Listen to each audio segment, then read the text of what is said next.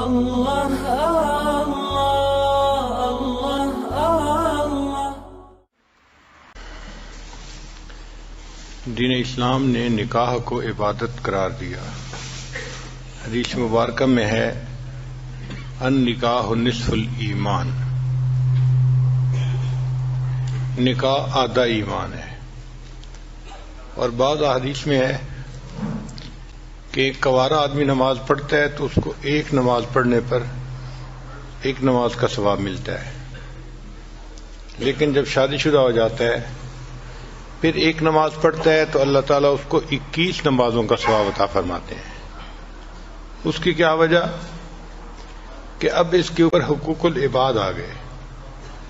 حقوق العباد پورے کرتے ہوئے جب یہ حقوق اللہ کو پورا کرتا ہے اللہ اس کا اجر بڑھا دیتے ہیں۔ نبی اسلام نے ارشاد فرمایا چند باتیں سنن المرسلین میں سے ہیں، یعنی سب رسولوں نے اس پر عمل کیا۔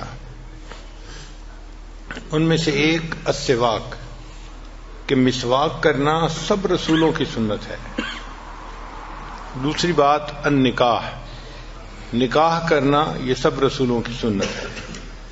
التعطر، تیسرا خوشبو کا استعمال کرنا یہ بھی سب رسولوں کی سنت ہے۔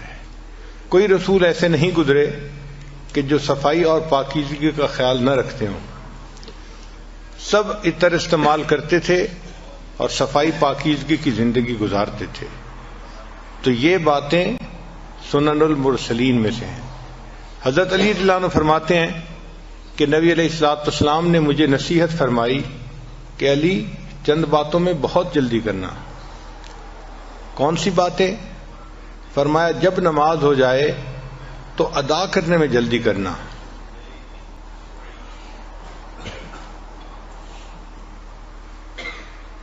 اور دوسرا جب بیٹی جوان ہو جائے اور اس کا جوڑ کا رشتہ مل جائے تو اس کا نکاح کرنے میں جلدی کرنا، اس میں دیر نہ کرنا۔ اور تیسری بات کہ اگر تمہارے اوپر کوئی قرض ہو جائے تو قرض کو ادا کرنے میں جلدی کرنا۔ اور چوتھی بات کہ جب کوئی بندہ فوت ہو جائے تو اس کے کفن دفن کے اندر جلدی کرنا۔ 4 چیزوں میں جلدی کرنے کا حکم مجھے نبی علیہ الصلوۃ والسلام نے عطا فرمایا۔ چنانچہ ماں باپ کی ذمہ داری بنتی ہے کہ بیٹا یا بیٹی جب جوان ہو جائیں تو جتنا جلدی پاسبل ہو اچھا رشتہ مل جائے، مناسب رشتہ، ان کا نکاح کر دینا چاہیے، کیونکہ ہم نے یہ دیکھا ہے جہاں نکاح سستا ہوتا ہے وہاں زنا مہنگا ہوتا ہے، اور جہاں نکاح مہنگا ہوتا ہے وہاں زنا سستا ہوتا ہے۔ بہت ساری جگہوں پہ بدکاری اس لیے زیادہ ہوتی ہے کہ ماں باپ شادیاں جلدی نہیں کرتے، جس کی وجہ سے نوجوان بچے گمراہی کا شکار ہو جاتے ہیں۔ اب اس کی سزا صرف ان نوجوان بچوں ہی کو نہیں ملتی، بلکہ علماء نے لکھا ہے ان کے ماں باپ کو بھی اس کی سزا ملتی ہے۔ یعنی بدکاری تو کی بچے نے، مگر وہ بدکاری بچے کے نام اعمال میں بھی لکھی گئی، ماں باپ کے بھی نام اعمال میں، چونکہ وہ شادی کر نہیں رہے اس کی۔ تو دیکھیں کہ ماں باپ کو خواہ مخواہ جو ہے وہ عذاب میں گرفتار ہونا پڑے گا، اس لیے کہ وہ وقت پہ اپنے بچوں کا فرض ادا نہیں کریں گے۔ جب شادی ہو جائے تو میاں بیوی کو چاہیے کہ آپس میں بہت الفت محبت کی زندگی گزاریں۔ جتنا محبت پیار کی زندگی گزاریں گے اتنا اللہ تعالیٰ کے ہاں سے ان کو اجر اور ثواب ملے گا۔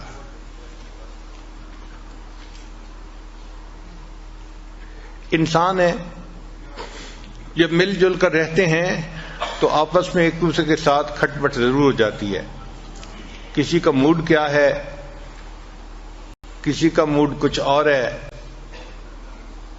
اور کئی مرتبہ دوسرے کے انڈرسٹینڈ کرنے میں بھی مشکل ہوتی ہے، غلط فہمی ہو جاتی ہے۔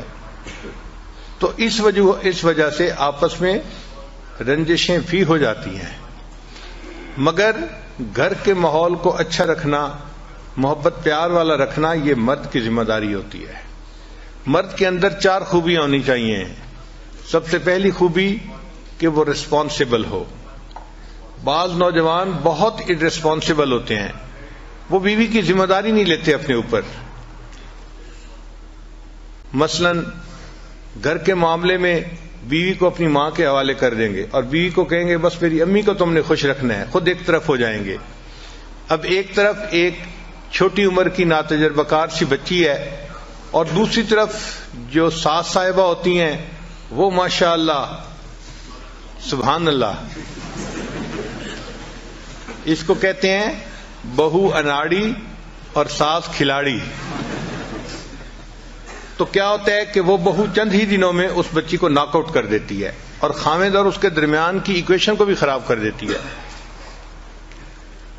ہمارے بڑوں نے یہ لکھا ہے کہ جب شادی کرنے کا وقت ہو تو جس طرح انسان رشتے کے لیے لڑکے کو دیکھتا ہے، اسی طرح لڑکے کی والدہ کو بھی دیکھنا چاہیے کہ طبیعت کی کیسی ہے. اگر نیک طبیعت کی ہے اور نرم طبیعت کی ہے تو وہ گھر کو آباد کر لے گی اور اپنے بچے کو بھی گھر آباد کروانا سکھائے گی. ہم نے اپنے گھر میں دیکھا ہے ہماری والدہ صاحبہ ماشاءاللہ بہت نیک طبیعت کی تھیں اور نرم طبیعت کی تھیں، تو ساری زندگی ہم نے اپنے بڑے بھائیوں کو ڈانٹ پڑتے دیکھا.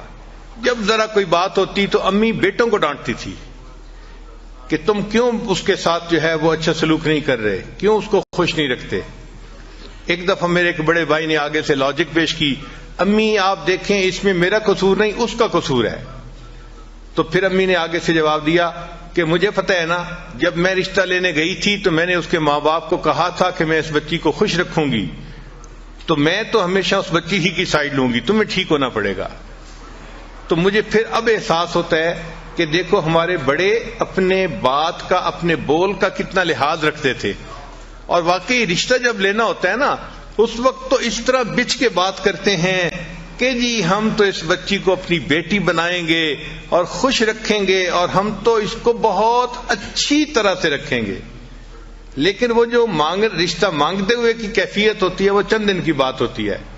جب رشتہ ہو جاتا ہے پھر یوں سمجھ لیتے ہیں کہ یہ کہیں گری پڑی چیز تھی اور اس کا تو کوئی سہارا ہی نہیں تھا اور ہم اس کو اٹھا کے لے آئے، حالانکہ اس کو ماں باپ نے آزاد جنا ہے اور وہ ماں باپ کے ساتھ عزت کی زندگی گزار رہی تھی.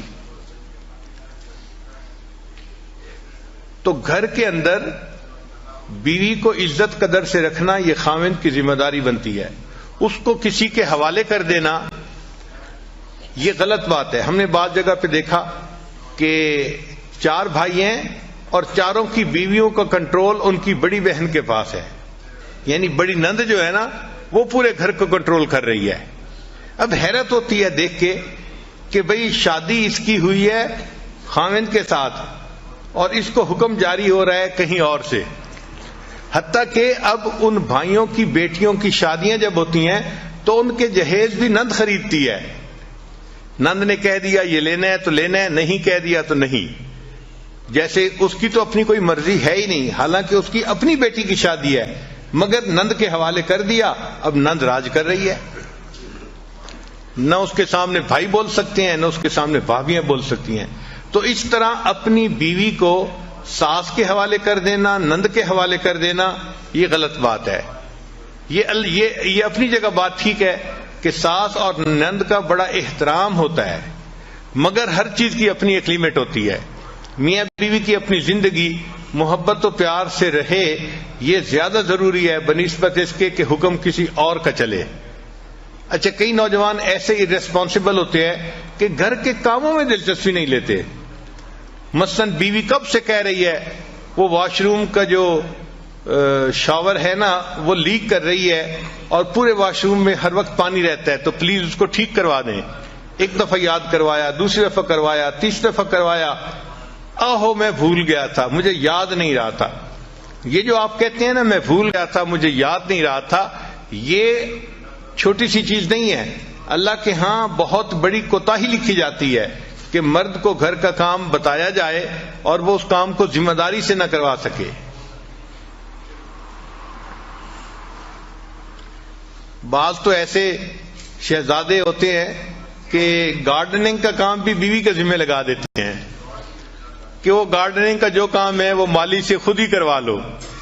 بھئی بیوی آپ کی ہے، پردہ نشیں ہے، نیک ہے، اس کے ذمہ یہ کام کیوں لگا رہے ہو؟ یہ کام تو مرد کا ہے، مرد کو کرنا چاہیے. ہاں تم پلمبر کو بلوا کے یہ کام کروا لو نا. یہیں سے پھر آگے شیطان کو راستہ مل جاتا ہے. تو یہ انتہائی بری بات ہے کہ گھر کے کام ہو اور خاوند اپنی بیوی کے ذمہ لگائے، حالانکہ وہ کام باہر کے ہیں، یعنی باہر کے مردوں نے کرنے ہیں. اور کئی تو ایسے ہیں، ہمیں سننے میں آیا کہ گاڑی خراب ہو جائے تو بیوی کو کہتے ہیں تم ٹھیک کروا کے لے آؤ. سبحان اللہ. اس خاوند کے منہ پہ ذرا 2 تھپڑ تو آرام سے لگانے چاہیے نا، پھر سوچنا چاہیے کہ اب تیسرا کیا کریں. تو ارریسپانسبل ہونا یہ بہت بری عادت ہے.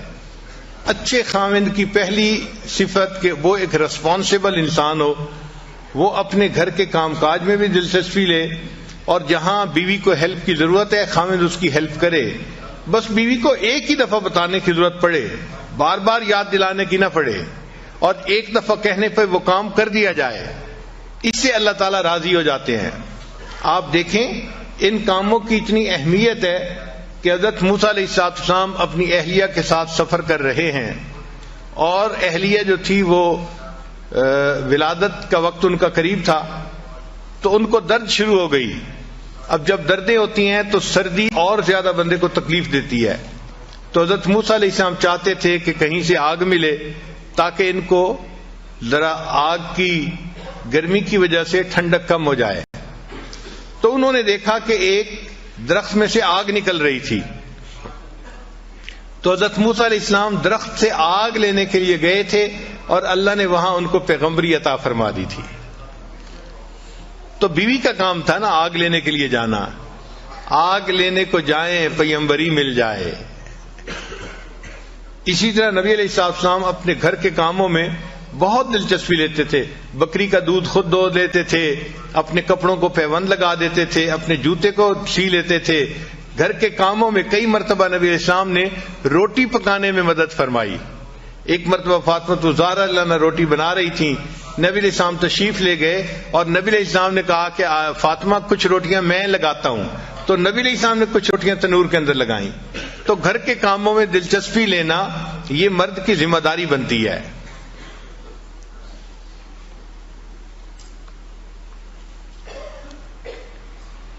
تو سب سے پہلے خاوند کے اندر سینس آف ریسپانسبلٹی ہونی چاہیے.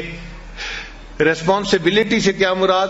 کہ گھر کے کام کاج کو بھی وہ اپنی ذمہ داری سمجھے، پھر گھر کے بچوں کی تربیت کو بھی اپنی ذمہ داری سمجھے. بعض جگہوں پہ ہم نے دیکھا کہ اولاد کو بالکل پوچھتا ہی نہیں باپ، بس ماں کے ذمہ لگا دیا تم ہی ان کو جو ہے نا تربیت دو اور ان کو سکھاؤ. نہیں، مرد کی ذمہ داری ہے. تو سینس آف ریسپانسبلٹی کا ہونا انتہائی ضروری ہے. خاوند کو ارریسپانسبل نہیں ہونا چاہیے. اور دوسری بات کہ خاوند کی طبیعت کے اندر فوربیئرنس ہونی چاہیے. فوربیئرنس کہتے ہیں تحمل مزاجی کو. جلد بازی نہیں ہو. کئی خاوند ایسے ہوتے ہیں ذرا سی چھوٹی چھوٹی باتوں پہ، نکمی باتوں پہ فوراً غصے میں آ جاتے ہیں، اور پھر خود کہتے بھی ہیں حضرت میں باہر دفتر میں ہوتا ہوں بڑا ٹھیک ہوتا ہوں، دوستوں میں ہوتا ہوں بڑا ٹھیک ہوتا ہوں، پتہ نہیں گھر جاتا ہوں میرے دماغ گرم ہو جاتا ہے، پتہ نہیں دماغ کو گرمی چڑھ جاتی ہے. تو میں نے پوچھا کہ گرمی کس سے چڑھتی ہے؟ آگ سے. کہنے لگا ہاں. میں نے کہا آپ کو پتہ ہے آگ سے کون بنا ہے؟ شیطان بنا ہے. تو اصل میں یہ شیطانیت ہے جو تمہارے دماغ میں چڑھ جاتی ہے. شیطان قابو کر لیتا ہے تمہیں اور پھر تمہیں غصے میں رکھتا ہے. تو ہر وقت چھوٹی چھوٹی بات پہ غصے میں آنا یہ بری بات ہے. ایسا نہیں کرنا چاہیے. انسانوں کے ساتھ ہم نے زندگی گزارنی ہے تو ہمیں تحمل مزاجی اختیار کرنی پڑے گی. جو ہمارے مزاج ہے، تو میرا تجربہ تو یہ ہے کہ ہمیں فرشتوں کے ساتھ رہنے کا موقع ملے تو ہمیں تو ان سے بھی گلے شکوے ہونے شروع ہو جائیں کہ یہ بھی اچھے نہیں ہیں. ہم اتنے جو ہیں وہ نازک مزاج لوگ ہیں. چھوٹی چھوٹی نکمی باتوں پہ شکوہ کرنا یہ بری بات ہوتی ہے. نبی علیہ السلام کی مبارک زندگی کو دیکھیں.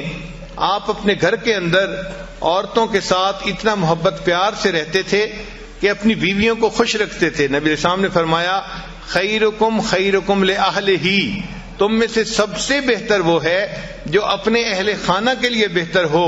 وَأَنَا خَيْرُكُمْ لِأَهْلِي، اور میں تم سب میں سے اپنے اہل خانہ کے لیے سب سے بہتر ہوں. یعنی اپنی مثال بتائی کہ میں سب سے بہتر ہوں اپنے اہل خانہ کے لیے.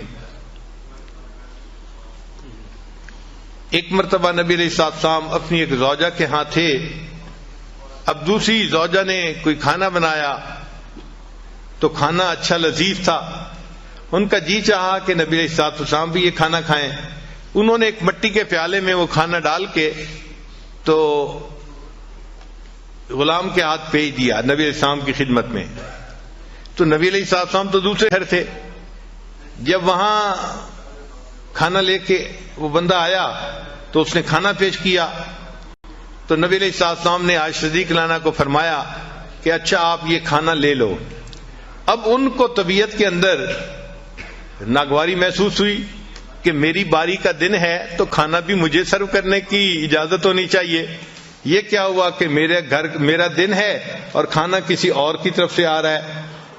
چنانچہ انہوں نے کھانا جو پکڑا تو اتنا بے دلی کے ساتھ کہ جیسے انسان ادھورے من سے کوئی کام کرتا ہے، اور وہ پیالہ زمین پہ گرا اور ٹوٹ گیا. اب ذرا سوچیں کیا سین ہوا ہوگا کہ کھانا جو لے کے آیا تو وہ پیالہ ہی ٹوٹ گیا، کھانا بھی نیچے گر گیا. ہم جیسا کوئی ہوتا ایک طوفان کھڑا کر دیتا، تم بدتمیز ہو، تمہیں سمجھ نہیں، تم یہ ہو، تم فلاں، پتہ نہیں کیا کیا القاب ہم ایک منٹ میں اس کو دے دیتے. مگر نبی علیہ السلام تحمل مزاجی سے اٹھے اور آپ نے دو کام کیے. پہلا کام یہ کیا کہ وہ جو پیالہ ٹوٹ گیا تھا اس کے بدلے میں حضرت عائشہ صدیقہ عنہا کے گھر کے اندر سے ایک پیالہ لے کے وہ اس کو واپس دے دیا. بھئی وہ پیالہ ٹوٹ گیا، اس کے بدلے تم یہ پیالہ لے جاؤ. اور پھر اسے فرمایا غارت امو کی، اصل میں تمہاری والدہ کو غیرت آ گئی تھی اس لیے ایسا ہو گیا. یعنی اس کو سمجھا بھی دیا.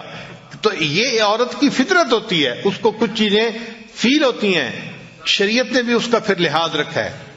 تو دیکھیں نبی علیہ السلام نے کتنے اچھے طریقے سے اس معاملے کو سلجھا دیا. تو اگر گھر میں کوئی معاملہ ہو جائے تو یہ مرد کی ذمہ داری بنتی ہے کہ وہ ان معاملات کو پیار محبت سے سمجھداری سے سلجھا دے. ایک مرتبہ سیدہ صدیقہ رضی اللہ تعالی عنہا اور نبی علیہ السلام کے درمیان کسی معاملے میں بات ہو رہی تھی. اچھا ابھی بات ہو رہی تھی اور اتنے میں سیدنا صدیق اکبر رضی اللہ تعالیٰ عنہ ملنے کے لیے تشریف لے آئے. تو نبی علیہ السلام نے فرمایا کہ بہت اچھا، ابو بکر آگے ہیں، تمہارے والد ہیں، ہم ان کو ثالث بنا لیتے ہیں کہ یہ ہمارے معاملے کا فیصلہ کر لے. چنانچہ ابو بکر صدیق عنہ کو اندر بلا لیا. وہ اندر تشریف لائے تو دیکھا کہ عائشہ صدیقہ رضی اللہ تعالی عنہ کسی بات پہ نبی علیہ السلام سے ذرا خفا محسوس ہو رہی تھی. چنانچہ نبی علیہ السلام نے فرمایا عائشہ بات پہلے تم کرو گی یا میں کروں؟ یعنی کون پہلے بات کرے گا؟ تو عائشہ رضی اللہ عنہا نے آگے سے جواب دیا آپ پہلے بات کریں مگر جو کہیں سچ سچ کہیں. اب ایک فطرت ہوتی ہے نا، بات ہوتی ہے، تو انہوں نے یہ لفظ کہہ دیے کہ جو کہیں سچ سچ کہیں. اچھا ابو بکر صدیق عنہ تو عاشق صادق تھے، ان کو بڑا غصہ آیا. اچھا نبی علیہ السلام کے سامنے یہ بات کہہ رہی ہے. انہوں نے تو بیٹی تھی نا، تو انہوں نے ایک تھپڑ لگایا عائشہ صدیقہ عنہ کو اور فرمایا کہ تمہارا کیا خیال ہے نبی علیہ السلام سچ نہیں بولیں گے؟ اب جب تھپڑ پڑا تو خیال تھا کہ دوسرا بھی پڑ جائے گا، تو عائشہ صدیقہ عنہ نبی علیہ السلام کے پیچھے آ کے چھپ گئیں. اچھا جب نبی علیہ السلام کے پیچھے آ کے چھپ گئیں تو نبی علیہ السلام نے بھی محسوس کیا کہ اس کے والد کو غصہ آ گیا ہے، تو ہو سکتا ہے کہ ایک دو اور بھی وہ لگا دے. تو نبی علیہ السلام نے فرمایا ابو بکر ہم نے تو آپ کو ثالث کے طور پہ متعین کیا تھا، یہ تو نہیں کہا تھا کہ آپ مارنا ہی شروع کر دیں. اچھا ایسا ہے کہ آپ تشریف لے جائیں، ہم میاں بیوی آپس کا جھگڑا خود سمیٹ لیں گے. جب یہ فرمایا تو ابو بکر صدیق عنہ تشریف لے آئے. جیسے ہی ابو بکر صدیق عنہ باہر نکلے تو نبی علیہ السلام نے مسکرا کے عائشہ صدیق عنہ کو دیکھا اور فرمایا دیکھا کہ بوڑھے کے دوسرے تھپڑ سے میں نے تجھے بچایا، اگر میں نے بچاتا تو بوڑھے کا دوسرا تھپڑ بھی تمہیں لگ جاتا. تو مقصد یہ ہے کہ گھروں میں اس قسم کی چھوٹی چھوٹی باتیں ہونا ممکن ہے، اس کی توقع رکھیں، یہ ہوگا، ایسا نہیں کہ ہو ہی نہیں سکتا، ہوگا۔ نیک سے نیک گھروں میں بھی مس انڈرسٹینڈنگ ہو جاتی ہیں، الجھنیں ہو جاتی ہیں، مگر ان کو سلجھا لینا یہ عقل مندی ہوتی ہے، ان کو اچھے طریقے سے جو ہے وہ ڈیل کر لینا یہ عقل مندی ہوتی ہے۔ اس کو کہتے ہیں کرائسس مینجمنٹ، اور ہر اچھے خاوند کو کرائسس مینجمنٹ آنی چاہیے، اس کے اندر اتنی سمجھداری ہونی چاہیے کہ اس کرائسس کنڈیشن سے مجھے کیسے نکلنا ہے۔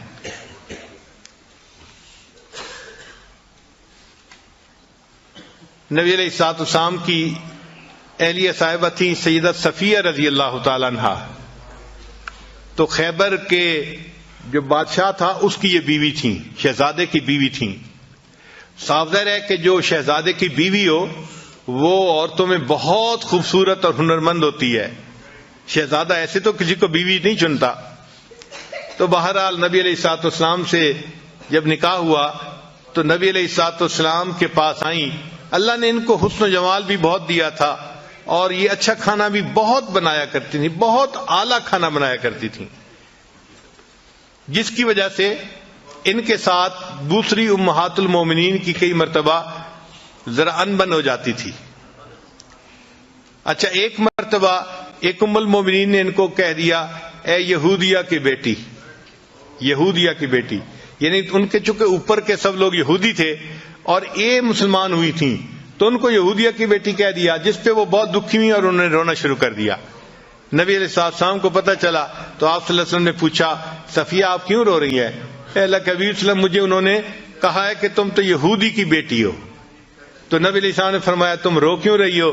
تم اسے کہتی کہ نہیں، میں ہارون علیہ السلام نبی کی بیٹی ہوں، ان کے خاندان سے تھیں، اور میرے چچا موسیٰ علیہ السلام تھے، اور میرے خاوند بھی اللہ کے نبی ہیں۔ تم ان کو یہ جواب کیوں نہیں دیا؟ تو دیکھیں کتنی سمجھداری کی بات کی، ان کا دل خوش ہو گیا یہ سن کے کہ واقعی میں کوئی گری پیڑی چیز نہیں ہوں، میرے اوپر کے اجداد میں حضرت ہارون علیہ السلام بھی نبی تھے، اور میرے چچا حضرت موسیٰ علیہ السلام بھی نبی تھے، اور اس وقت میں نبی علیہ السلام کی بیوی بھی ہوں، میرے خاوند بھی نبی ہیں۔ تو نبی علیہ السلام نے فرمایا تم ان کو یہ جواب دے دیتی۔ تو اس طرح جب بھی کوئی گھر کے معاملہ ہو تو اس کو اچھے طریقے سے سلجھا دینا یہ خاوند کی ذمہ داری ہوتی ہے۔ تو خاوند کے اندر فوربیرنس ہونی چاہیے، چھوٹی چھوٹی باتوں پہ جلد بازی کر لینا یا جلدی سے کوئی ناپسندیدہ لفظ بول دینا یہ بہت بری بات ہوتی ہے۔ ہمارا یہ تجربہ ہے، آج کل کے نوجوان چھوٹی چھوٹی باتوں پہ بیوی کو دھمکی دیتے ہیں، میں تمہیں گھر بھیج دوں گا، میں تمہیں گھر بھیج دوں گا، میں تمہیں طلاق دے دوں گا۔ یہ بہت ہی بری بات ہے، اس سے بری بات اور کوئی خاوند نہیں کر سکتا۔ اس کی وجہ کیا ہے کہ جب خاوند نے بیوی کو کہہ دیا کہ میں تمہیں طلاق دے دوں گا، میں تمہیں گھر بھیج دوں گا، تو بیوی کے دماغ میں ایک بات آ گئی کہ اس کے ساتھ میری پوری زندگی گزرنا مشکل ہے، پتہ نہیں یہ مجھے کس وقت طلاق دے دے۔ تو بیوی سپلٹ پرسنالٹی بن جاتی ہے، پھر شیطان اس کے پاس آ کے اس کو مشورہ دیتا ہے تم کہیں اپنے لیے اور بھی کوئی پرپوزل دیکھ لو یا کوئی تعلق ایسا دیکھ لو کہ اگر یہ تمہیں چھوڑے تو تم کیا کرو گی۔ تو یہ فکرہ چھوٹا سا ہے، لیکن اس فکرے کا زہر کتنا ہے اس کا مردوں کو اندازہ نہیں ہوتا۔ ایک فکرہ بول کے ہمیشہ کے لیے بیوی کو جو ہے وہ یعنی سپلٹ پرسنالٹی بنا دیتے ہیں۔ کبھی بھی یہ فکرہ نہیں بولنا چاہیے، بلکہ بیوی کو تو ایسا یقین ہونا چاہیے کہ مجھے تو خاوند نے اس طرح پیار سے رکھا ہے کہ میری اچھائی کو بھی اس نے قبول کیا ہے اور میری کوتاہی کو بھی اس نے قبول کیا ہے۔ اگر بحیثیت انسان کوئی چھوٹی موٹی کوتاہی ہو جائے تو اس کو قبول کرنا چاہیے۔ ہم انسان ہیں، فرشتے نہیں ہیں۔ اگر بیوی سے کوتاہیاں ہوتی ہیں تو خاوند سے بھی تو ہوتی ہیں۔ اگر خاوند بیوی کے اندر 10 کوتاہیاں گن لے گا تو بیوی اپنے خاوند کے اندر 100 کوتاہیاں گن لے گی۔ نبی علیہ السلام نے اس کا بہترین حل بتایا، ارشاد فرمایا اگر تمہیں اپنی بیوی کی کوئی بات ناپسندیدہ نظر آئے، اگر تمہیں اپنی بیوی کی کوئی بات ناپسندیدہ نظر آئے تو نبی علیہ السلام نے فرمایا پھر اس کی طرف دیکھو، تمہیں اس میں بہت ساری باتیں پسندیدہ بھی نظر آ جائیں گی. تو پسندیدہ چیزیں بھی تو ہوتی ہیں. آخر وہ بچوں کی ماں ہوتی ہے، آخر وہ گھر کے اندر کھانے بناتی ہے، خاوند کے لیے، بچوں کے لیے، سب کے لیے. گھر کو اس نے اتنا صاف ستھرا رکھا ہوتا ہے، اس پر اس کو جان مارنی پڑتی ہے، محنت کرنی پڑتی ہے. خود بخود یہ کام نہیں ہو جاتے. اگر وہ اتنا سب کچھ کر رہی ہے تو اس کو کریڈٹ بھی ملنا چاہیے. باقی رہ گئی بات کہ بھئی چونکہ اس کی جذباتی سوچ ہوتی ہے تو کئی مرتبہ وہ الٹی سیدھی بات بھی سوچ لیتی ہے، کر جاتی ہے. تو تحمل مزاجی سے کام کرنا چاہیے. چنانچہ ایک صاحب تھے، وہ اپنی بیوی کی زبان سے ذرا تنگ تھے. مرد کا ہاتھ قابو میں نہیں ہوتا، عورت کی زبان قابو میں نہیں ہوتی. تو اس نے سوچا کہ میں امیر المومنین حضرت عمر رضی اللہ عنہ کے پاس جاتا ہوں اور ان سے جا کے پوچھتا ہوں کہ میں اس بیوی کا کیا کروں. تو عمر رضی اللہ عنہ تو بڑے جو ہے وہ دبدبے والے اور ہمت والے ہیں. تو صاف ظاہر ہے وہ مجھے کہیں گے کہ ذرا اس کو سیدھا کر دو، تو میں پھر خوب کٹائی کروں گا اس کی.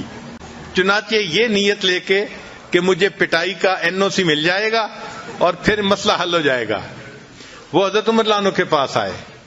ابھی دروازے کے باہر کھڑے تھے کہ وہ سنا کہ حضرت عمر رضی اللہ عنہ سے ان کی بیوی اونچی اونچی زبان میں بات کر رہی تھی، اونچی آواز میں بات کر رہی تھی. اب وہ صحابی تھوڑی دیر تو سنتے رہے اور تھوڑی دیر کے بعد پھر وہ کہنے لگے کہ چلتے ہیں. جب یہی اپنی بیوی سے سن رہے ہیں تو میں ان سے کیا پوچھوں گا. اچھا جب وہ جانے لگے تو عمر رضی اللہ عنہ باہر تشریف لائے. تو عمر رضی اللہ عنہ نے اس سے پوچھا کہ بھائی آپ کیوں جا رہے ہیں؟ اس نے کہا جی میں ایک بات پوچھنے آیا تھا، لیکن آپ ہی کے ساتھ وہی کچھ بیت رہا ہے جو میرے ساتھ بیتتا ہے، تو میں آپ سے کیا پوچھتا. تو حضرت عمر رضی اللہ عنہ نے اس کو سمجھایا کہ دیکھو یہ میری بیوی ہے، یہ میرے لیے باورچن بھی ہے، میرے لیے درزن بھی ہے، میرے لیے گھر کی بھنگن بھی ہے، میرے بچوں کی ماں بھی ہے. اگر میری خاطر یہ گھر کے اتنے کچھ کر سکتی ہے تو کیا میں اس کی صرف بات کو برداشت نہیں کر سکتا. یہ عمر رضی اللہ عنہ نے اس کو سمجھایا. اس بندے کو بات سمجھ میں آ گئی کہ واقعی ہمیں ان سے تحمل مزاجی کے ساتھ گفتگو کرنی چاہیے. اور ایک کتاب میں لکھا ہے کہ آپ لوگوں کو پتہ ہے کہ بیوی حضرت عمر رضی اللہ عنہ سے کیا بات کر رہی تھی؟ عجیب سی بات تھی، سن کے حیران ہو جائیں گے. وہ کہہ رہی تھی آپ جو رات کو مدینے میں گشت کرنے کے لیے جاتے ہیں نا، آپ اصل میں مدینے کی عورتوں کو دیکھنے کے لیے جاتے ہیں. اللہ اکبر کبیرہ، اللہ اکبر کبیرہ.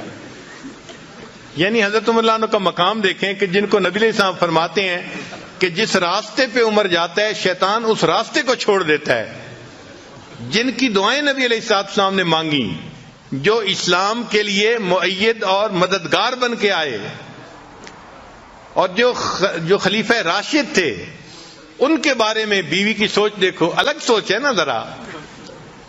تو وہ کہنے لگی کہ آپ تو رات کو پہرا جو دیتے ہیں نا مدینے میں جا کے، تو اس لیے دینے جاتے ہیں کہ آپ چاہتے ہیں کہ میں مدینے کی عورتوں کو جا کے دیکھوں. تو عورتیں ہیں بیچاری ناقصات العقل، اس لیے ان کو کہا گیا. تو وہ اس قسم کی باتیں سوچ لیتی ہیں، ذہن میں رکھ لیتی ہیں اور کئی مرتبہ الٹی سیدھی بات کر مارتی ہیں. تو ان سے تحمل مزاجی ہی سے پیش آنا چاہیے. نبی علیہ السلام نے یہی بات سکھائی.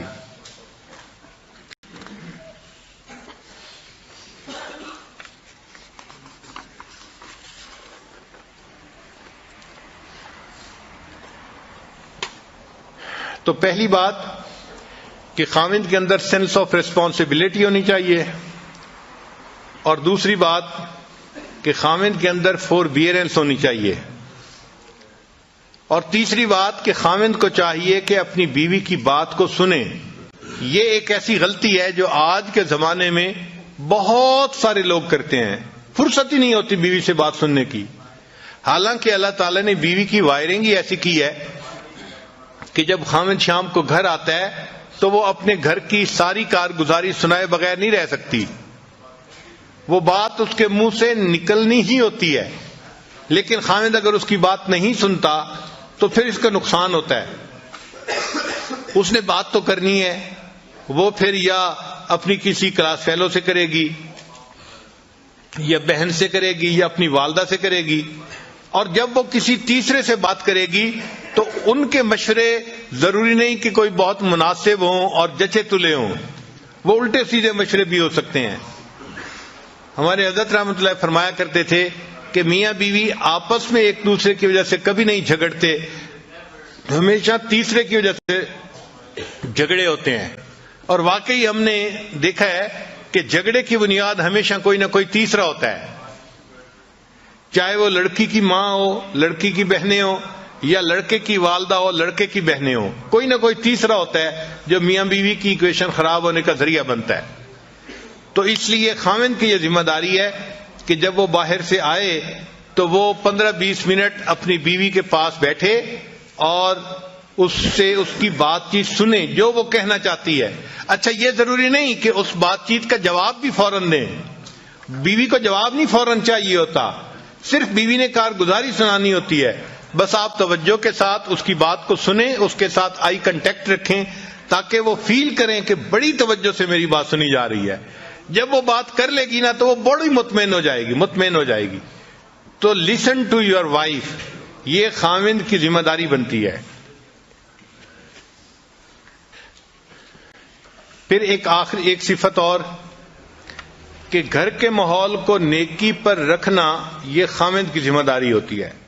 وہ اپنی بیوی کو بھی نیکی کی تلقین کرے، اپنے بچوں کو بھی نیکی کی تلقین کرے، اور بیوی کے ساتھ بیٹھ کے مشورہ کرے کہ ہم اپنے بچوں کو نیکی کی تربیت کیسے دے سکتے ہیں۔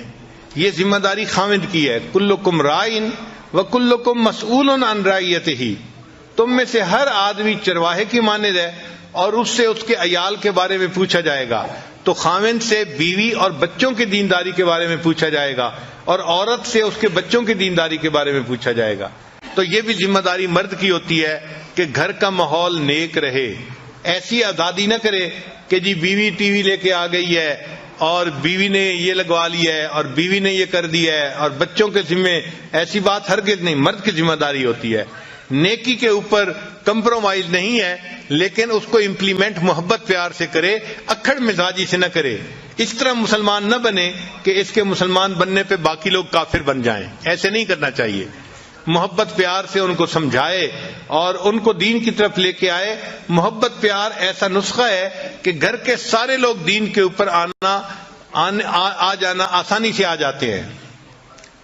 ایک مرتبہ لاہور کا ایک نوجوان میرے پاس آیا، اب اس کی شادی 1-2 مہینے پہلے ہوئی تھی، اور شادی کے چند ہی دنوں بعد یہ سلسلے میں داخل ہو گیا، بیعت ہو گیا۔ اب اس نے چہرے پہ داڑھی بھی سجا لی، نمازیں بھی پڑھنی شروع کر دیں، تو نیکی پہ آ گیا۔ اللہ کی شان کے ایک دن میرے پاس آیا، غصے میں تھا۔ میں نے پوچھا خیریت ہے؟ کہنے لگا بس حضرت کیا بتاؤں، یہ جو میری بیوی ہے نا، اس نے بس مجھے بہت ستایا ہوا ہے۔ میں نے پوچھا کیا ہوا؟ کہنے لگا کہ کہتا ہوں تو نماز نہیں پڑھتی، سر پہ دوپٹے کا خیال نہیں رکھتی، اور بالکل اس کو تو دین کا کوئی احساس ہی نہیں ہے۔ یہ تو اس نے تو میرا جو ہے نا جینا حرام کر دیا ہے۔ خیر، خوب اس نے غصے میں چند باتیں کہیں۔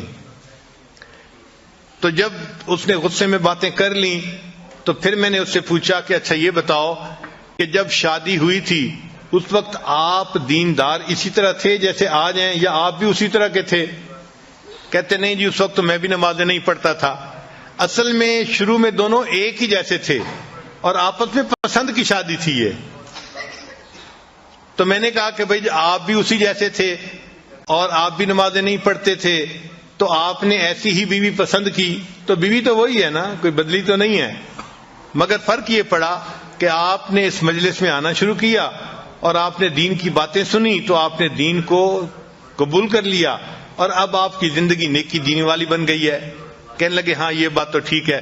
میں نے کہا یہ بتائے کہ آپ کی بیوی نے کتنی نصیحتوں کی محفل اٹینڈ کی ہے؟ کہنے لگے وہ تو نہیں آتی۔ میں نے کہا کوئی اور دینی محفل اٹینڈ کی ہو جہاں اس کو دین کی طرف کسی نے ترغیب دی ہو، بلایا ہو؟ کہنے لگا نہیں۔ میں نے کہا پھر وہ کیسے دوپٹہ کرے گی سر کے اوپر، اور کیسے وہ پردے کا خیال کرے گی، نمازیں پڑھے گی؟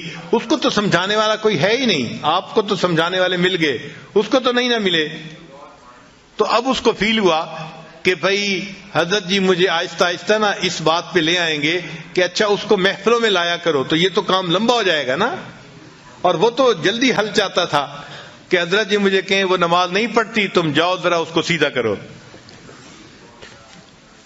خیر جب میں نے دیکھا کہ بھائی یہ خاموش تو ہو گیا ہے لیکن اس کے دل سے ابھی غصہ ختم نہیں ہوا، تو پھر میں نے اس سے بات کی۔ میں نے کہا دیکھیں آپ ہر سنت پہ اب عمل کرنے لگ گئے ہیں نا؟ کہنے لگا جی میری کوشش ہوتی ہے ہر بڑی اور ہر چھوٹی سنت کے اوپر عمل کروں، میری پوری زندگی سنت کے مطابق ہو جائے، اور آپ بھی یہی تلقین کرتے ہیں۔ میں نے کہا اچھا میں آج آپ کو ایک سنت بتاتا ہوں، آپ اس کے اوپر عمل کریں۔ کہنے لگا جی۔ میں نے کہا آپ واپس جاتے ہوئے کسی دکان سے مٹھائی کا ڈبہ ساتھ لے جائیں، اور جب گھر جائیں تو دسترخوان پہ جب ڈبہ رکھا جائے تو اس میں سے مٹھائی کا ایک پیس اٹھا کے اپنی بیوی کے منہ میں ڈالنا۔ جب میں نے کہا تو مجھ سے پوچھا جی؟ میں نے کہا بھائی میں فارسی نہیں بول رہا، میں آپ کی زبان میں ہی آپ سے گفتگو کر رہا ہوں کہ آپ ایک مٹھائی کا ڈبہ لے کے جائیں اور بیوی کو ہدیہ دیں، اور جب دسترخوان پہ وہ ڈبہ رکھا جائے تو اس میں سے ایک پیس اٹھا کے تو اپنی بیوی کو مٹھائی کھلائیں۔ جب میں نے کلیئر لفظوں میں پھر کہا پھر اس کو بات سمجھ میں آئی، کہنے لگا جی بہت اچھا۔ خیر وہ بندہ چلا گیا۔ اللہ کی شان کے چند دنوں کے بعد وہ آیا اور اس کی آنکھوں سے آنسو تھمتے نہیں تھے۔ میں نے پوچھا کیا ہوا؟ کہنے لگا حضرت خوشی کے آنسو ہیں۔ میں نے پوچھا کس خوشی کے؟ کہنے لگا کہ میں جاتے ہوئے مٹھائی کا ڈبہ لے کے گیا اور گھر والوں نے پوچھا، بیوی نے کہ یہ کیا لائے؟ تو میں نے کہا میں آپ کے لیے گفٹ لے کے آیا ہوں۔ تو بڑی حیران ہوئی، اچھا آپ میرے لیے گفٹ لے کے آئے ہیں؟ میں نے کہا ہاں۔ تھوڑی دیر کے بعد پھر کھانے کا وقت آیا تو کھانے کے دسترخوان پر کھانا لگ گیا اور وہ مٹھائی کا ڈبہ بھی وہیں تھا۔ کہنے لگے میں نے آپ کی جو ہے وہ نصیحت کے مطابق مٹھائی کا ایک پیس اٹھایا اور ایک گلاب جامن میں نے اپنی بیوی کے طرف کیا، تو وہ میری طرف دیکھنے لگی کہ کیا مطلب ہے؟ میں نے کہا کہ یہ میں تمہیں خود اپنے ہاتھوں سے کھلانا چاہتا ہوں۔ کہنے لگے وہ حیران۔ خیر اس نے وہ گلاب جامن تو کھا لیا، پھر اس کے بعد تھوڑی دیر وہ سر جھکا کے بیٹھی رہی، کچھ سوچتی رہی۔ پھر مجھے کہنے لگی آپ نے آج ایسا کیوں کیا ہے؟ پہلے تو کبھی نہیں کیا۔ تو کہنے لگا کہ میں نے اسے کہا کہ حضرت نے مجھے بتایا ہے کہ یہ نبی علیہ الصلوۃ والسلام کی سنت ہے، میں نے اس سنت کے اوپر عمل کیا ہے۔ کہنے لگا جب میں نے یہ بات بتائی اس میری بیوی کی آنکھوں میں سے آنسو ٹپک پڑے اور وہ کہنے لگی اچھا یہ نبی علیہ السلام کی سنت تھی؟ میں نے کہا ہاں۔ تو کہنے لگی اچھا کیا میں بھی اور سنتوں پہ عمل کر سکتی ہوں؟ تو میں نے کہا ہاں کر سکتی ہو۔ تو کہنے لگے وہیں بیٹھے ہوئے میری بیوی نے وعدہ کیا کہ میں آج کے بعد نمازیں بھی پڑھوں گی اور پردہ بھی کروں گی اور شریعت کے اوپر مکمل پابندی کر کے سنتوں والی زندگی میں بھی اختیار کروں گی۔ نبی علیہ الصلوۃ والسلام کی ایک سنت نے پورے گھر کے ماحول کو بدل کے رکھ دیا اور وہ بچی نیک بن گئی اور بعد میں وہ بچی عالمہ بھی بن گئی۔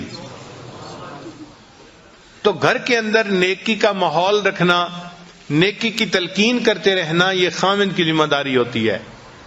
ہمارے حضرت رحمت اللہ علیہ فرمایا کرتے تھے کہ جو خاوند اپنے گھر میں نیکی کے ماحول کا خیال نہیں کرتا، جو خاوند اپنے گھر میں نیکی کے ماحول کا خیال نہیں کرتا، اس گھر کے مردوں میں اور مردوں میں کوئی فرق نہیں ہوتا۔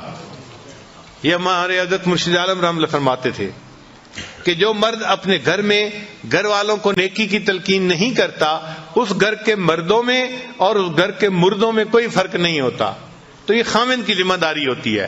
ایکسکیوز نہ کریں کہ جی میری بات سنتا کوئی نہیں، مانتا کیوں نہیں۔ ہاں جب آپ رف ٹف موڈ میں، غصے کے موڈ میں بات کریں گے آپ کی بات کوئی نہیں سنے گا، لیکن جب آپ محبت اور پیار سے بات کریں گے تو ایسی ہر کوئی بات سنے گا کہ سب آپ کے جو ہیں وہ بات کو پورا کر کے دکھانے والے بن جائیں گے۔ بچے بھی آپ سے محبت کریں گے، بیوی بھی آپ سے محبت کرے گی۔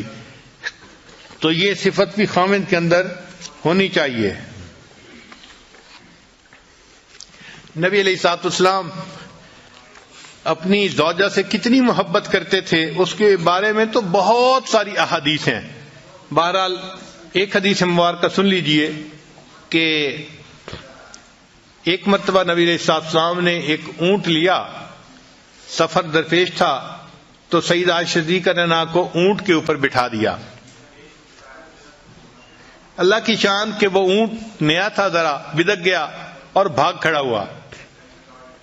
اب عائشہ رضی اللہ عنہا اوپر بیٹھی ہوئی ہیں، جو اوپر اس کے پالکی سی بنی ہوتی ہے اونٹ کے اوپر، اور اونٹ بھاگ گیا. جب بھاگ گیا تو نبی علیہ السلام نے فرمایا ہائے میری دلہن. حدیث پاک کے الفاظ کا مفہوم ہے کہ نبی علیہ السلام نے فرمایا اے میری دلہن، یعنی بیوی سے محبت تھی تو یہ الفاظ زبان سے نکلے نا. تو نبی علیہ السلام نے امت کو تعلیم دی کہ تم اپنی بیوی کو اس طرح محبت پیار سے رکھو گے تو وہ تمہاری فرما برداری کرے گی. چنانچہ جب سیدہ فاطمہ الزہرا رضی اللہ عنہ کی رخصتی ہونے لگی تو نبی علیہ السلام نے فرمایا حضرت علی عنہ کو، علی اگر تم محبت سے رکھو گے تو فاطمہ تمہاری ہے.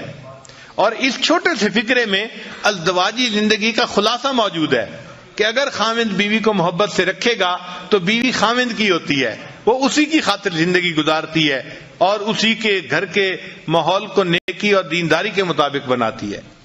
تو محبت پیار سے گھر والوں کو رکھنا تاکہ گھر کا ماحول نیک رہے، یہ ضروری ہے. ایک مرتبہ نبی علیہ السلام نے یہ قسم اٹھا لی کہ میں 1 مہینے تک اپنی بیویوں سے نہیں ملوں گا. یہ واقعہ ایلا کہلاتا ہے. اب نبی علیہ السلام مسجد میں تھے، بیویاں گھروں میں تھیں اور 1 مہینے کی قسم کھائی ہوئی تھی. اللہ کی شان دیکھیں کہ 29واں دن تھا تو نبی علیہ السلام عائشہ صدیقہ عنہا کے گھر آ گئے. تو عائشہ رضی اللہ عنہا نے کہا اے اللہ کے حبیب صلی اللہ علیہ وسلم، آپ نے تو قسم کھائی تھی کہ میں 1 مہینے تک بیویوں سے نہیں ملوں گا اور آج تو 29 دن ہیں. تو نبی علیہ السلام نے فرمایا عائشہ کبھی کبھی مہینہ 29 کا بھی ہوا کرتا ہے. تو یہ بیوی کی محبت تھی نا کہ 30 دن کے بعد آنے کی بجائے 29 دن کے بعد آپ گھر تشریف لائے. اور پھر آپ نے کہا کہ عائشہ کبھی کبھی مہینہ 29 کا بھی ہوا کرتا ہے.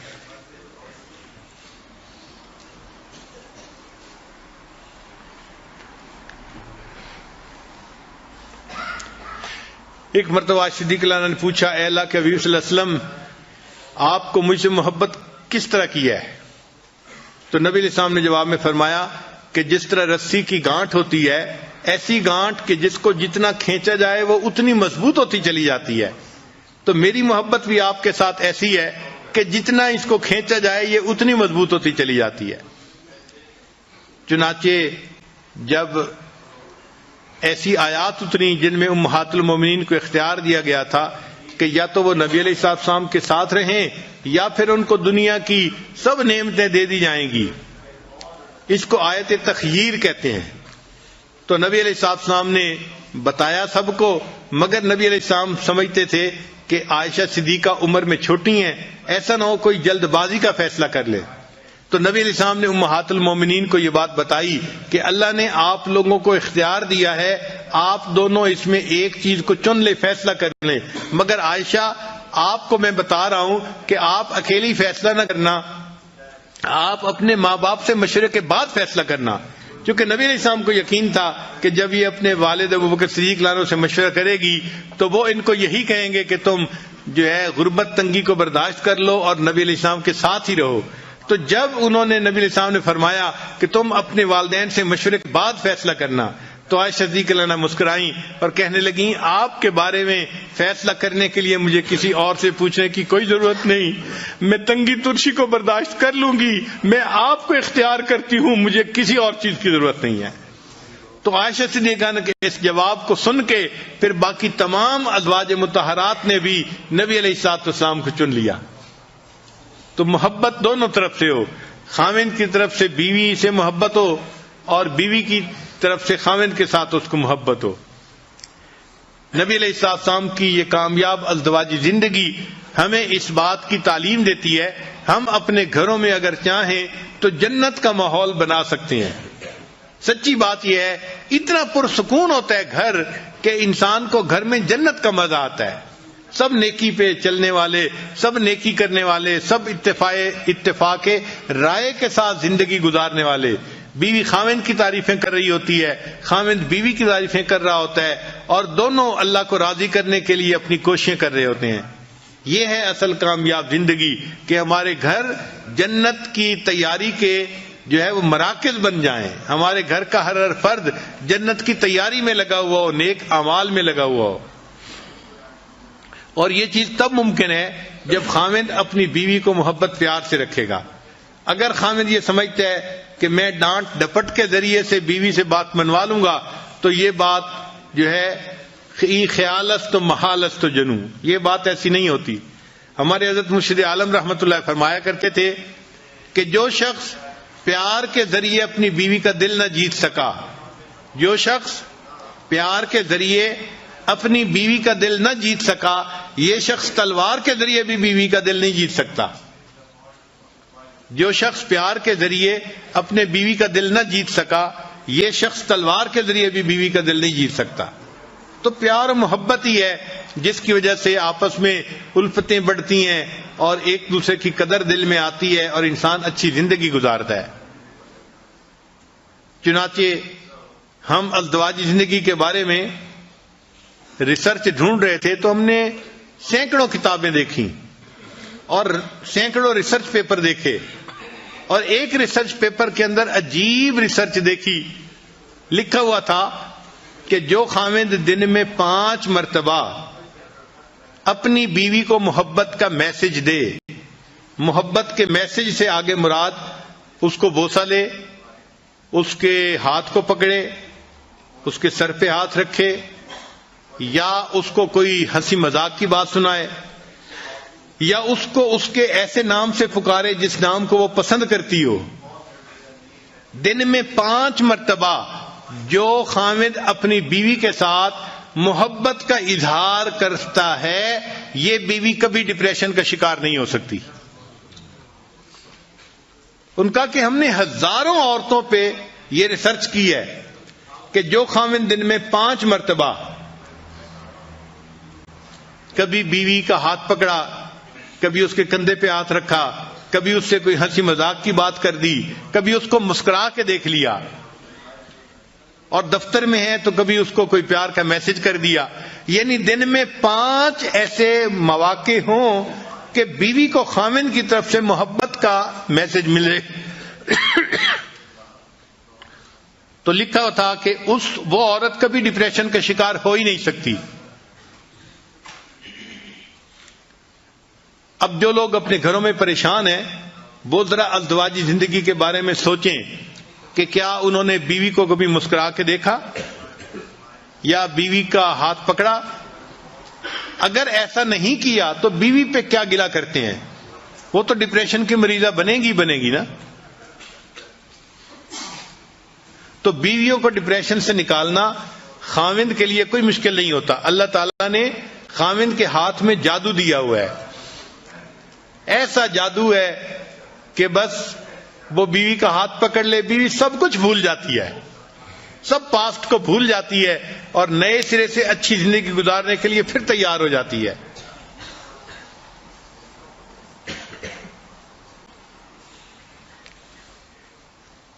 بیوی کو منانے کے لیے نہ تعویذوں کی ضرورت ہے نہ کچھ عملیات کی ضرورت ہے. بیوی کو خوش رکھنے کے لیے صرف پیار کی ضرورت ہے، محبت کی ضرورت ہے. محبت سے بات کریں، نرمی سے بات کریں اور بیوی کو رسپیکٹ دیں. جس عورت کو محبت بھی ملتی ہے، رسپیکٹ بھی ملتی ہے، وہ اپنے خاوند کی خاطر قربان ہونے کے لیے تیار. وہ تنگی ترشی بھی برداشت کر لیتی ہے اور فاقہ بھی برداشت کر لیتی ہے اور اسی خاوند کے ساتھ رہتی ہے. اس کو معمولی کپڑے پہننے کو ملتے ہیں، نئے نئے کپڑے نہیں ملتے تو اس کو اس کی کوئی پرواہ نہیں ہوتی. وہ غربت میں زندگی گزار لیتی ہے لیکن اس کو محبت پیار چاہیے ہوتا ہے. تو کامیاب ازدواجی زندگی گزارنے کا جو بہترین اصول ہے وہ ہے کہ بیوی کے ساتھ محبت پیار کا تعلق رکھا جائے، بیوی کو رسپیکٹ دی جائے، عزت دی جائے. بچوں کی نظر میں بیوی کی عزت بنائی جائے چونکہ اس نے ان کی تربیت کرنی ہے، ان کی ماں ہے وہ. جس عورت کو عزت ملے گی اور محبت ملے گی، اب یہ عورت اپنے خاوند سے کبھی دور ہونا پسند نہیں کرے گی.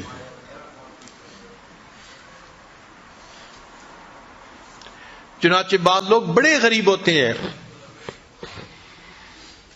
دیہاتوں میں ان کے گھروں کے اندر کھانے کو نہیں ہوتا، پینے کو نہیں ہوتا، ایک سوٹ میں عورت پورا سال گزارتی ہے. یعنی ایک جوڑا بنایا اور اسی ایک جوڑے میں وہ بیچاری پورا سال گزارتی ہے. سردیوں کا سوٹ گرمیوں میں بھی پہنتی ہے اور گرمیوں کے کپڑوں میں سردیوں میں گزارا کرتی ہے, مگر اپنے خاوند کے ساتھ وہ خوش ہوتی ہے اس لیے کہ اس کو عزت ملتی ہے اور اس کو خاوند کی طرف سے محبت ملتی ہے. چنانچہ ایک میاں بیوی بہت غریب تھے. خاوند بیچارہ مزدوری کرتا تھا اور گھر کا خرچہ چلاتا تھا, مگر میاں بیوی آپس میں محبت بہت تھی. چنانچہ جب شادی کا دن آتا, جس کو اینیورسری کہتے ہیں شادی کی, تو شادی کے دن دونوں ایک دوسرے کو کوئی نہ کوئی چھوٹا موٹا گفٹ پیش کیا کرتے تھے. بیوی خاوند کو دیتی تھی اور خاوند بیوی کو دیتا تھا. اب ایک ایسا وقت آیا کہ خاوند کے پاس خرچ کرنے کو کچھ نہیں تھا اور بیوی کے پاس بھی کچھ بچت نہیں تھی, مگر شادی کی اینیورسری کا دن قریب تھا. تو میاں بیوی دونوں کے دل میں چاہت تھی کہ ہم ایک دوسرے کو گفٹ پیش کریں. اللہ کی شان کہ بیوی کہیں جا رہی تھی تو اس نے ایک دکان دیکھی کہ جس دکان پر یہ وگز نہیں بنتی. مسلمانوں کے معاشرے میں تو اتنی نہیں ہوتی, لیکن باہر کافروں کے ماحول میں بہت ہوتی ہیں کہ ٹوپیاں ہوتی ہیں جن کے بال بڑے خوبصورت ہوتے ہیں اور لمبے بال ہوتے ہیں, مرد بھی پہنتے ہیں عورتیں بھی پہنتی ہیں. تو وہ وگ کی دکان تھی, تو وہ کھڑی ہو کے دیکھنے لگ گئی. تو دکاندار نے اس سے پوچھا کہ آپ کیا دیکھ رہی ہیں؟ اس نے کہا میں دیکھ رہی ہوں کہ آپ یہ جو وگز بناتے ہیں تو ان کے اوپر آرٹیفیشل بال ہیں یا اوریجنل؟ اس نے کہا نہیں, اوریجنل ہیں, ہم خرید لیتے ہیں جس کے لمبے بال ہوں. تو عورت کے دل میں کیا خیال آیا, اس نے کہا کہ اچھا میرے بال تو بہت لمبے ہیں, اگر میں جو ہے کٹوا دوں تو کیا تمہیں بہت اچھے جو ہے اس کے بدلے پیسے دے دو گے؟ اچھا, عورت کے دل میں چاہت تھی کہ مجھے پیسے ملیں گے تو میں اپنے ہسبینڈ کے لیے شادی کے اینیورسری کے دن کے لیے تحفہ لے لوں گی. خیر, اس دکاندار نے اسے کہا کہ اگر تم بال اپنے کٹوا دو تو ہم اس کے بدلے تمہیں اتنے پیسے دے دیں گے. اچھا, اس نے اپنے بال کٹوا دیے اور چھوٹے چھوٹے بال رہ گئے, لمبے بال ختم ہو گئے اور اس نے اس کے بدلے کچھ پیسے اس سے لے لی. اب وہ سوچنے لگی کہ میں خاوند کے لیے کیا تحفہ لے کے جاؤں. اس کے خاوند کے پاس ایک گھڑی تھی, جیسے گول گھڑی پہلے بوڑھوں کے پاس ہوتی تھی نا, ایک تو ہوتی ہے نا ہاتھ پہ باندھنے والی پٹے کے ساتھ, ایک ہوتی ہے جیب والی گھڑی. تو اس کے خاوند کے پاس وہ جیب والی گھڑی تھی, مگر اس کی چین نہیں تھی, تو وہ اس گھڑی کو جیب میں ڈالتا تھا اور پھر کبھی کبھی نکالتا تھا. تو بیوی نے سوچا کہ میں اپنے ہسبینڈ کے لیے وہ چین لے کے جاتی ہوں تاکہ میرا ہسبینڈ گھڑی کو چین کے ساتھ باندھ دے گا اور اس کو گھڑی نکالنی آسان ہو جائے گی. چنانچہ اس نے گھڑی کی چین خرید لی. اب جب وہ گھر پہنچی تو میاں بیوی دونوں ایک دوسرے کے پاس بیٹھے, انہوں نے کھانا کھایا. اب یہ اینیورسری کا دن تھا تو ایک دوسرے کو انہوں نے گفٹ دینا تھا. چنانچہ اب گفٹ دینے کے لیے بیوی نے پہلے بات بتائی کہ بھئی میں نے ایسے کیا ہے کہ وہ جو آپ کی گھڑی تھی نا, وہ آپ اس کو جیب میں ڈالتے تھے, اس کی چین نہیں تھی, تو میں نے کہا میں اس کے لیے خوبصورت سی چین لے آؤں, تو میں نے جو ہے وہ ایک چین خریدی ہے اور میں آج کے دن آپ کو وہ گفٹ کر رہی ہوں. تو بیوی نے گھڑی کی وہ چین دی تو خاوند کی آنکھوں سے آنسو آ گئے. تو بیوی نے پوچھا کہ آپ رو کیوں رہے ہیں؟ کہنے لگا کہ میں بھی سوچ رہا تھا کہ میں آج تمہیں ضرور گفٹ دوں گا, میں نے اسی گھڑی کو بیچ دیا اور اس کے بدلے میں تمہارے لیے ہیئر کلپس لے کے آیا ہوں. تو خاوند بیوی کے لیے ہیئر کلپ لے کے آیا جبکہ بیوی اپنے بال کٹوا چکی تھی, اور بیوی اپنے خاوند کے لیے گھڑی کی چین لے کے آئی جبکہ وہ اس گھڑی کو بیچ کے اس کے بدلے بیوی کا کلپ لے چکا تھا. تو غربتیں اپنی جگہ, محبت و پیار ایک ایسی چیز ہے کہ جو ان سب سے بلند و بالا ہے, اور شریعت یہ چاہتی ہے کہ میاں بیوی جتنا محبت پیار کی زندگی گزاریں گے اتنا انہیں اللہ کی طرف سے اجر ملے گا. حدیث مبارکہ کا مفہوم ہے خاوند جب بیوی کو دیکھ کے مسکراتا ہے اور بیوی خاوند کو دیکھ کے مسکراتی ہے, اللہ تعالیٰ ان دونوں کو دیکھ کے مسکراتا ہے. تو ذرا غور کیجئے نا کہ اللہ تعالیٰ کو خوش کرنا کتنا آسان ہے. خاوند جب بیوی کو دیکھ کے مسکراتا ہے اور بیوی خاوند کو دیکھ کے مسکراتی ہے، اللہ تعالیٰ ان دونوں کو دیکھ کے مسکراتا ہے۔ اور جنت میں جانا بھی بہت آسان ہے، سمجھنے کی بات ہے۔ غور کیجئے، حدیث مبارکہ میں ہے کہ جو عورت پاک دامنی کی زندگی گزارنے والی ہو اور فرائض پورے کرنے والی ہو اور اس حال میں مرے کہ اس کا خاوند اس سے خوش ہو، اللہ تعالیٰ اس کے لیے جنت کے دروازے کھول دیں گے، وہ بلا حساب سیدھی جنت میں جائے گی۔ اب اس حدیث پاک کو پڑھ کے مرد یہ سمجھتے ہیں کہ بھئی عورت کے لیے جنت میں جانا تو بہت آسان ہے۔ بھئی عورت کے لیے جنت میں جانا یقیناً آسان ہے، اگر وہ اپنے خاوند کی خدمت کرے گی، اس کو خوش رکھے گی اور فرائض پورا کرے گی تو حدیث پاک سے ثابت ہے کہ اللہ تعالیٰ اس کو جلدی جنت عطا فرما دیں گے، وہ سیدھی جنت میں جائے گی۔ مگر اگر خاوند نے اس کو زندگی میں خوش رکھا ہے تو سوال یہ ہے کہ کیا وہ خاوند کے بغیر جنت چلی جائے گی؟ بھئی جو بھی اپنے خاوند سے خوش ہے، اگر اس کو اختیار دیا گیا کہ جنت چلی جاؤ تو کیا وہ خاوند کے بغیر چلی جائے گی؟ نہیں جائے گی، اس کی وفا کے خلاف ہے، کبھی ہو ہی نہیں سکتا کہ وہ خاوند کے بغیر جنت میں جائے۔ تو اگر بیوی جلدی جائے گی تو بیوی خاوند کو بھی ساتھ لے کے جائے گی۔ یہ جنت میں جانے کا سب سے آسان طریقہ ہے، خاوند بیوی کو خوش رکھے، بیوی خاوند کو خوش رکھے، اللہ تعالیٰ بیوی کو جلدی جنت عطا فرمائیں گے اور بیوی خاوند کے بغیر جنت میں نہیں جانا پسند کرے گی۔ اللہ تعالیٰ ہمیں نیکی تقوی کی زندگی گزارنے کی توفیق عطا فرمائے اور ایک مثالی خاوند بن کر اللہ زندگی گزارنے کی توفیق عطا فرمائے۔ جو غلطیاں کوتاہیاں ہو گئی ہیں اپنی بیویوں سے معافی مانگ لینے میں کوئی حرج نہیں ہے، دنیا میں ان سے معافی مانگ کے خوش کر لیجئے اور ایک نئی زندگی محبتوں والی شروع کر دیجئے۔ وآخر دعوانا ان الحمد للہ رب العالمین۔